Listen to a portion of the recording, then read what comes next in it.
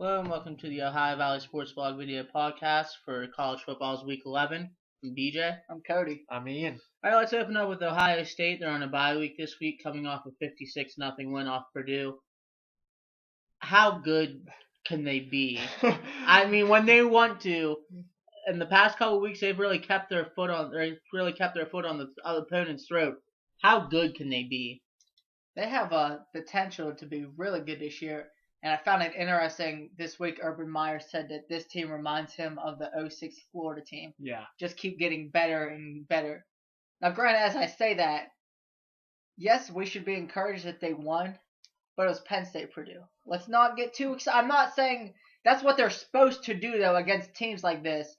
Well, I mean, Penn State's not that bad of a team. No, that was surprising. I'll give. Yeah. But the Purdue one. The Purdue one, they finally answered the Purdue bell. Yeah. They finally got that one taken care of. And it's nice to see them go out there and win like that because and that's sure they're supposed to do that, but I mean, and that's first couple weeks they didn't really take it to Iowa. It took a second half comeback.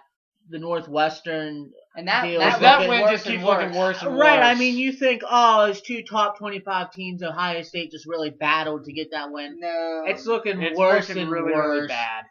So I mean, it's nice to see them go out there, but like I read an article this past week say the other three teams keep winning. What's it matter? It doesn't. It doesn't really. I mean, in terms of national championship, right? What a great year this would have. We've said it before. What a great year for the playoff this would have been. Yeah. With that being said, though, Carlos Hyde continues to look great. He only had 111 yards in the first half on 8 carries. Yeah. So he did his part. Braxton Miller is just phenomenal, looking better and better each week. I'm not gonna say Heisman candidate just because everybody else this year he started too slow. But he's returning to that form that he was last year when And I'll say this. I said it 2 weeks ago when we were picking that Penn State game. The Silver Bullet defense is back. Oh, yeah. They are back. We had their questions about them after the Iowa game, after the Northwestern game. We had our questions. The Silver Bullets are back. That defense has looked absolutely phenomenal. The secondary is starting. I think the players are starting to get a little more comfortable. We saw Durant Grant with a pick 6. Mm-hmm. He's starting to play better. The defensive line, after getting dominated, they've looked better. You're right, and there's really nothing more we can say on them. Is just hopefully they just keep.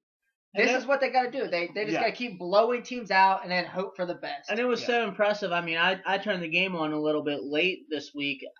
Maybe like 10 after 12. Oh, it was 14-0. Like 4 minutes into the game. So, I mean, that's what you like to see against inferior opponents. All right, let's move on to another team in the state of Ohio, the Ohio Bobcats. Breathe, Ian, breathe. They had a really big opportunity last night against Buffalo as a showdown for first place in the East. They got dominated, absolutely dominated. After the first quarter, it was 7-0. Early second quarter, 7-3. So you're like, okay, it's going to be a defensive battle. It went into halftime. It's a 7-3 game. So you just thought, it's fine. It's going to be a defensive battle. It's going to come down to who can slug it out the most. Yeah. But then Buffalo just really took a hold with that run game. This has been Ohio's problem all year. But 200 plus yards to one back. I mean, granted, he is a good back. He's probably a little bit. Brandon Oliver, outside of Bronson Hill, might be the best running back. Right, and he might be a little too good to be playing in the MAC. I think maybe I don't know. He's a good back. I mean, again, Khalil Mack had a good game. I mean, a forced fumble, a fumble recovery. You can't stop him. He continues to prove that he's going to be playing on Sundays. Yeah. I think the bigger problem was. One of the main problems was the offensive line never really got Tettleman time to throw the ball. Yeah. Couldn't really set up the run game. But besides that, Ohio really never shook that questionable safety off. I mean, they got the safety call, which probably shouldn't have happened. It was a bad call. The 4-yard line isn't the goal line. No. But I know this. But that only made it a 9-3 game early third quarter. Yeah. It should not. It should not. It was a 6-point game. It should not have affected them like it did. And That was it. After Yeah, that, safety after was that, lights out. Yeah, after that, Buffalo just absolutely took over And that game. you got to credit Buffalo. You do. Because You have they to came credit to Buffalo. play. They rose to the occasion and a big opportunity, and they're in control now in the MAC East. They are in absolute control, and that's a really good football team. Most people are going to look at their record and say, "Oh, they're 6-2 in the MAC, and they're a MAC school." Look at their 2 losses. Ohio State. At Ohio State and at Baylor. 2 top 10 teams. This is a good football team. And Ohio just ran into an absolute buzzsaw last night. And that really not that I think Ohio would have beat Northern Illinois because they're on a whole nother level. Yeah. But it had been nice to see Ohio go to the MAC championship again. They're still going to go to a bowl game. Yeah.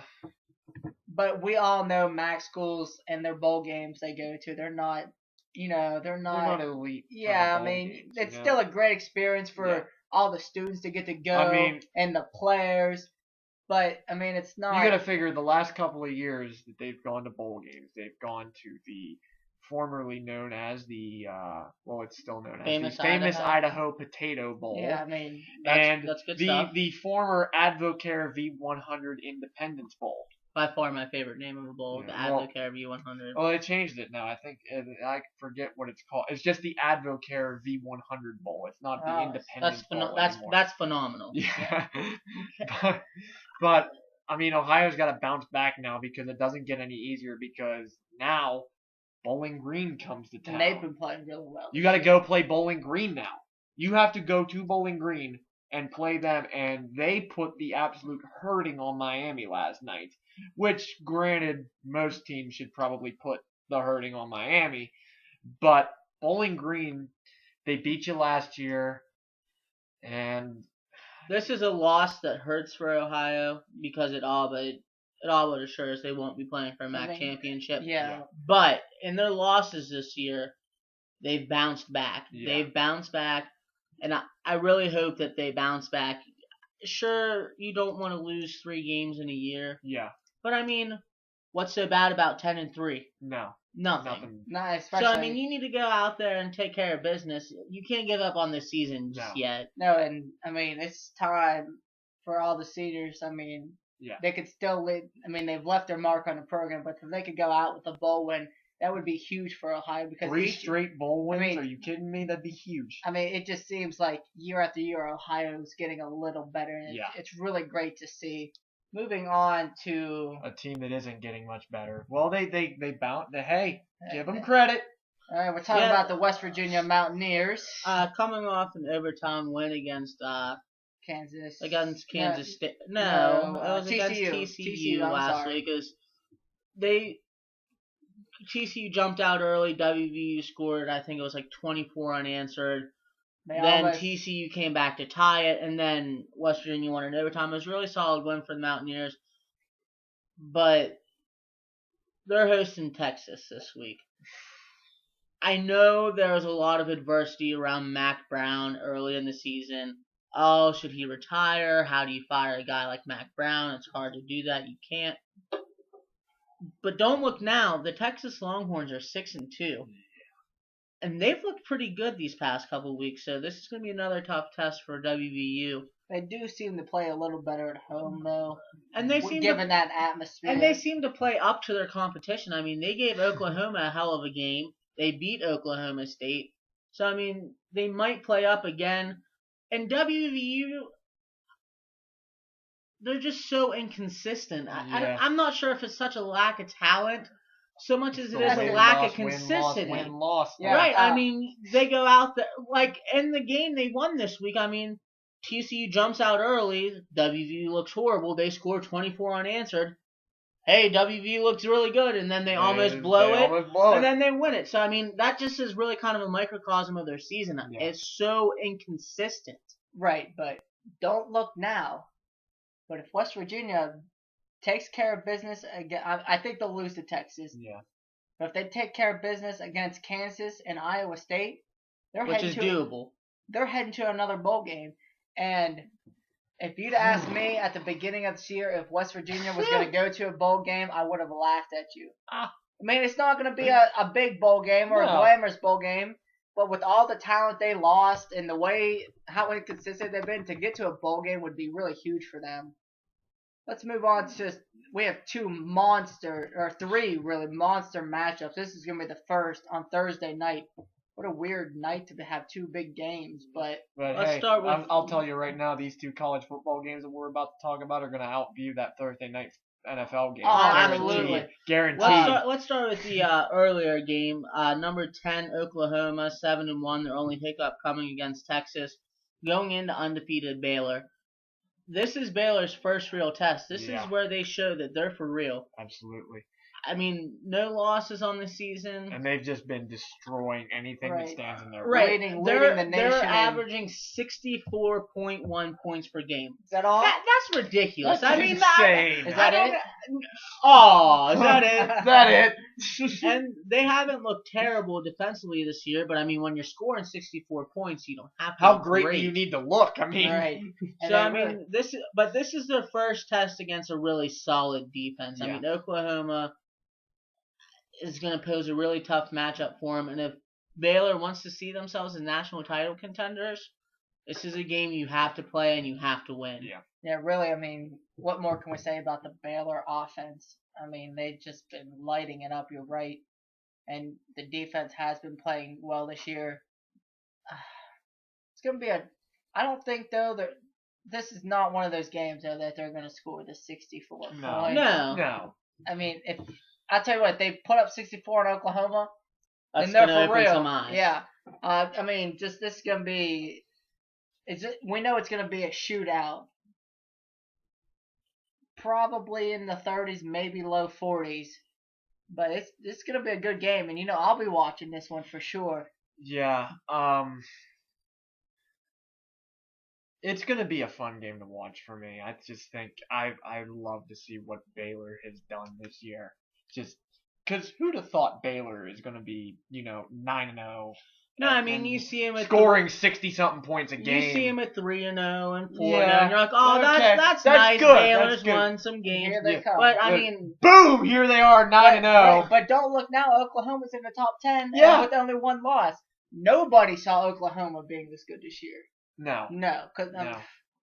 Especially after getting destroyed by Texas. Yeah, they embarrassed by Texas. Another huge matchup, national title implications. This one. If you're an Ohio State fan, you're watching this one. Stanford, go! If you're a Florida State fan, you're watching this one. Oregon goes to Stanford. This is the last time Oregon has lost. Yeah. 17-14 in overtime was the final this year. If you guys haven't noticed or haven't seen, Anthony Thomas says they're going to put up at least 40 points on the Stanford defense.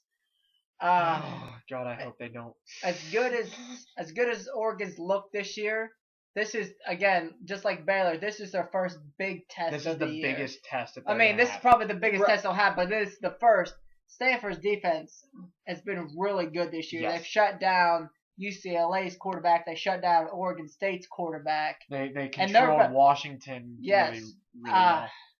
My only concern with Stanford is, are they going to put up enough points? Because Mariota's just looked unreal. He's probably going to win the Heisman this year. More than likely. And D'Anthony Thomas has looked really well.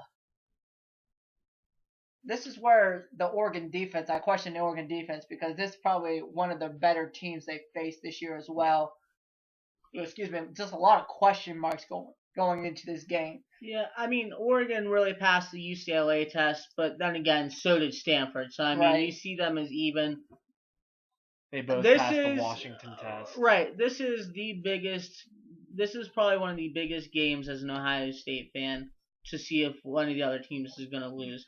Because if Oregon wins this one, they're not losing another game. No. So. Well, they have. I don't know if they're going to. They still have Oregon State. They do still have. Oregon State. They have Utah, the only team to beat Stanford this year. Yeah. So I mean, the likelihood of them losing to them though probably not very high. But college football is weird. You never know what's going to happen. Yeah. So with Stanford though, I mean, just under David Shaw, and it really started under Harbaugh. Such a physical team. I mean, they're a team you would see in the 1970s. This Pound it out, kick your ass on defense, and just really utilize their tight ends. This game Run is so the much. ball. This game is so much fun to me every year because it's the ultimate clash of style. Yeah. It really is. You have Oregon, the score 90 points a game, rack up 1,000,000 yards of offense, blow everybody out because nobody can keep pace with them. And then you have Stanford, the team that loves the 14-13 slugfest. Yeah. The team that loves the absolute war kind of games. It's the ultimate clash of styles. It's like it's new school meets old school, and it's fun to watch for me to see which style ends up winning out. Is it going to be an Oregon kind of game? Is it going to be a Stanford kind of game? If it's an Oregon kind of game, no shocker here, Oregon wins. If it's a Stanford kind of game, It's up in the air. it's up in the air. You don't know what's going to happen, and that's what's fun about those kind of games. Okay, let's move on to the game of the century. No, just kidding. That was a couple of years ago, and that was an awful game. That was a flashback good game. The second game of the century, second because coming. we all know what the best game in the century was. So, Right, that was Al- Alabama Notre Dame last year national championship. Don't press your luck. LSU going to Notre Dame. Notre Dame. Shut up, Ian. LSU go to Alabama. Whoever said Notre Dame, shut up.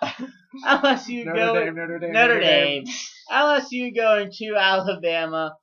This is really Alabama's first tough test of the year.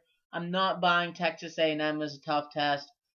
Their defense is a brown paper bag.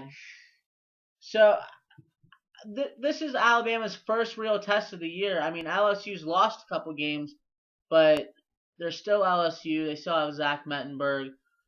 Their defense is still really good. So it's not the game of the century like everyone wanted to call the game a couple years ago.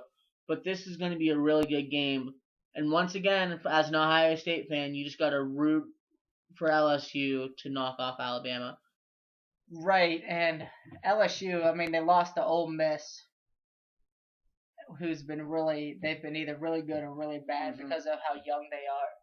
But, I mean, the difference, though, this year is that Zach Mettenberger has been playing a lot better on the offensive side, so that gives them an advantage. But nobody's really talking about A.J. McCarron and how well he's played this year. Nobody really seems to ever talk about him. It's always the running backs or the defense. Yeah. And, yeah, you're right. I mean, sitting here as Ohio State fans, we need some help, and this is one of the weeks that we can get This some help. is the week to get really, the help. yeah. I mean, with the exception of Alabama-Auburn, this is Right, about and- the only and what- real shot Bama has of losing. What really upsets me about Alabama, though, is they schedule 2 FCS Division I AA teams a year, and they get a pass for that because they play in the SEC. Oh, sure, you can play 2 1AA teams a year, but it's fine because you're in the SEC, so you're going to get your tough games. And that's BS to me. I mean, sure, it's not like you're going to deny the 2-time national championship team a third one if they go undefeated.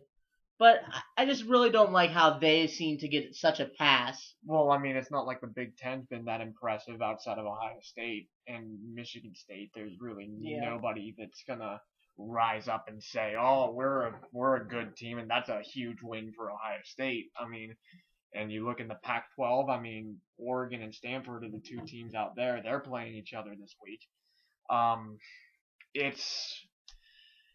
I think that has to go along with, it's not just Alabama, it's everybody else in the conference. You know, Ohio State, the Big Ten, let's be frank, the Big Ten sucks this year. It sucks this year. I don't think anybody here is going to agree with me on that, or disagree with me on that. It sucks this year. The SEC does not suck this year.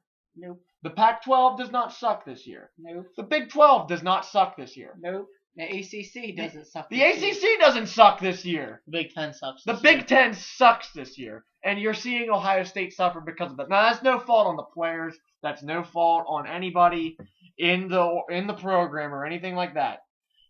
You can't predict these kind of things. Games are scheduled years in advance anymore. You'd like to have seen Ohio State have that big out-of-conference game or something like that. Right, but they schedule so far in advance. Yeah. They're banking on Cal. Well, get ready for next year is all I'm saying if you're Ohio State when when you start that Virginia Tech series. Right. I mean, they scheduled these series years in advance. They scheduled the Cal series thinking that Cal wouldn't really be a bad team. And then something that not a lot of people talk about, they had Vanderbilt on the schedule if you pulled out at the last minute. Yeah. So they had to rearrange the schedule, open with Buffalo instead of Vanderbilt, and find one AA team to play. So it's frustrating to me to see Alabama get such a out of conference pass. But their in conference is so good. Okay. All right. This is a thing that I saw the other day because Florida State and Oregon keep flip-flopping. Yeah. Obviously, you have to keep Alabama at 1 because they're the 2-time defending champs. But, Ian, who, in your opinion, has impressed you the most this year? It's got to be Florida State for me. Jameis Winston, oh my God. Is there anything he can't do? Is there anything he cannot do? Just every time you want to say, he threw 2 interceptions in that game against Miami. And then what did he do after that? Dominated the rest of that game. Completely embarrassed that Miami defense. Made them look like they didn't have a clue what was going on. Controlled that game. The kid's been phenomenal to me. They've been so good on the ground. They've been so good on defense. Just every aspect of the game, you can't find one thing wrong with this team at this point. I think Florida State has definitely been not just the most impressive team, but by far the best team in the country. I'd have to agree with Ian. They have a showdown with Clemson. They make Clemson look like a JV team. On the road at Clemson. Anybody who knows what playing at Clemson is like, to embarrass Clemson like that at Clemson is all the more important. And then they really just wiped the floor with Miami, who's supposed to be another tough test. So they continue to roll. And a stat I pointed out a couple weeks ago, this was before the Miami game, they're outscoring their opponents 52-11. They're ridiculously good on both sides of the ball. Yeah, I'd have to agree with you guys both. You're right. They beat Miami. They embarrassed Miami. They embarrassed Clemson. They embarrassed Maryland, which at the time was the top 25 team. They put up 63 points. Every time a big matchup comes up, can Jameis Winston, he handle the pressure? Yes. Yes, he can. I really think him and Mariota is going to come down. These last couple of weeks are going to decide the Heisman between those two. Because if Oregon goes on the road and loses at Stanford and Florida State wins out, then I think Winston wins the Heisman. I just want to throw out this hypothetical question because I'm listening. Nobody's talking about it save a couple of people, and I want to get you guys' thought on this. Since we're talking about the Heisman, and everybody throws out Mariota and everybody throws out Winston, and people are still throwing out guys like Taj Boyd or I can't remember. Teddy Bridgewater. No. Yeah, not anymore. No. But does Johnny Manziel still have a shot at winning the Heisman Trophy? No. By the title of the trophy, should Johnny Manziel win the Heisman Trophy? By the title of the by the name of the trophy. Yes. By the way, it's at least be in the conversation. Yes. But the way the conversation the way the Heisman is nowadays, yeah. If you don't go undefeated, you don't win the Heisman. If you have one loss, you're still in it. But that's just like an unwritten requirement. Yeah. It seems like nowadays. Because you last year he had multiple losses and won. Yeah, but they beat Alabama. And he had a signature moment. I just like to throw out a stat on Mariota and say why I think that he's far and away the front runner. 2,281 yards, 20 touchdowns, 0 interceptions. It doesn't get much better. No, I'm not saying he's not going to. I'm just saying Manziel at least deserves to be in the conversation. He should be in the conversation. He should probably go to New York and be a finalist. Let's get into some picks this week. We're going to pick the top 25. BJ, what's the first matchup? Let's save the two big games for last. Let's start with the Friday game. Louisville at a winless Connecticut team. Give me Louisville. Anyone else want to stick up for the beaten Huskies? No, I'll take Louisville in this one. Yeah, give me Louisville in this one. All right, moving on to the Saturday games. Kansas State at Texas Tech. Kansas State has been solid but not great this year. Texas Tech's in at 7-2, coming off his couple losses. Give me Texas Tech to finally bounce back in this one. Yeah. Give me Texas Tech as well. I think two tough losses in a row that bounce back against a so-so Kansas State. Yeah, I think Texas Tech, they're not going to lose 3 straight. Not to Kansas State, not at home. I like Texas Tech too much in this one.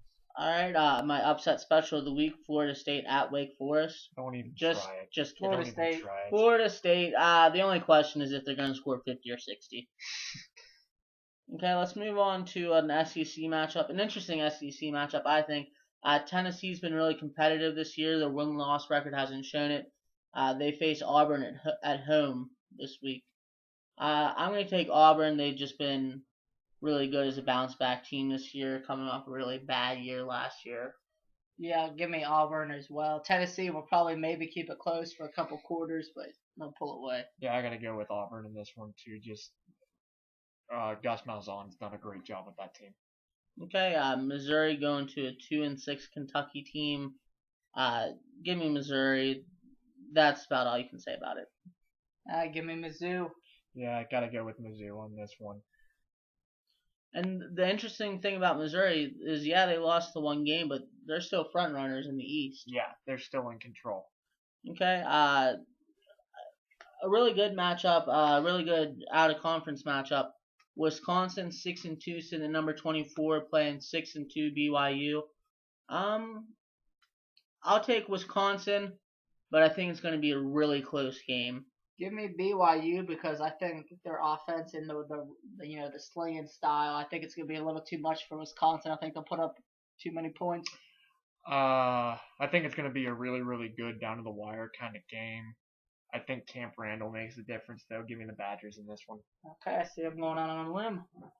4-4 Mississippi State team going to number 15 Texas A&M. They have a couple losses, but like we were just talking about a minute ago, they still have Johnny Manziel. So give me Texas A&M. I'll take Johnny Football and A&M. Johnny Football all day, Texas A&M. Interesting Pac-12 battle. Arizona State going to Utah. Cody pointed out earlier, Utah has been really good this year. They've been the only team to knock off Stanford. But Arizona State's playing really well under Todd Graham, so I'll take Arizona State. Look for Utah for another upset here. I'm going to take them. You know what? I'm going to take the Utes, too. Woo! I just feel like Arizona State's been impressive. But they're still Arizona State. I just don't know about whether or not they're really for real. We'll find out. Okay, matchup that includes a 31-point favorite, number 14 Oklahoma State and Kansas. Can we just say this at the same time and make it speed up? 1, 2, 3. Kansas. No, Oklahoma State. Big. Okay. Interesting America Conference, whatever they call that thing now, matchup. Houston and University of Central Florida, both one-loss teams. Give me Houston. I really like their slinging style. I'll take Central Florida in this one. They've been playing really well this year. You know, this one's a toss-up for me. I'll take UCF though. I feel like that's a really cool stadium to watch a game at, too. That's a really cool one to watch a game. I like UCF in that one. ACC matchup, Virginia Tech, unranked, but still solid Virginia Tech team, going to Miami. Miami looking to bounce back after their loss to Florida State. I'm going to take Virginia Tech in this one. I'm going to say that you really start to see Miami regress. When you lose to Duke, granted Duke is now bowl eligible, I don't know if you bounce back from losing to Duke. Give me the U. Why the hell not? Give me Virginia Tech. Okay. Notre Dame going to Pitt. Notre Dame, number 23, sitting at 7-2. But Pitt always plays them tough. So I'm going to go ahead and take the Panthers in this one at home. When you lose to Navy, I mean, granted, Notre Dame struggled against Navy. Pitt's just been too inconsistent this year. Give me Notre Dame with Tommy Rees.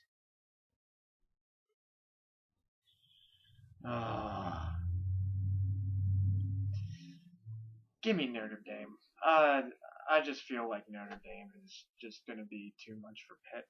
Matchup of 2-6-2 Pac-12 teams. UCLA at Arizona. I'll take Arizona just because they're at home. Give me UCLA. I think they bounce back. Arizona at home in an upset. Okay, and Fresno State undefeated at Wyoming. Give me the Bulldogs, I guess. I mean, I don't really know much about. Give me David Carr's little brother and the Bulldogs. Fresno State all the way. Yeah, I got to keep rolling with Fresno State. Okay, let's move on to the big matchups. Let's start with the Saturday night matchup. LSU at Alabama. This is what I want to happen more than what I think's gonna happen. Just give me LSU. Just give me LSU. Yeah, I'm with you on this one. My heart tells me LSU, but my gut's telling me Alabama, so I'm gonna have to take Alabama. I want LSU to win, but roll damn tide. Alabama is gonna win this one, I think. Let's move on to the Thursday night matchups. The early game, Oklahoma at Baylor. Baylor just phenomenal offensively this year. I think that's going to translate to win. I think they're going to continue to roll, and I'll take Baylor. Yeah, Oklahoma's been playing better, but Baylor's just been playing lights out, and nobody really seems to be talking about them that much. So give me Baylor. I'll play devil's advocate. Oklahoma. And the premier matchup this week, Oregon at Stanford. Cody, do you want to start this out? Yes.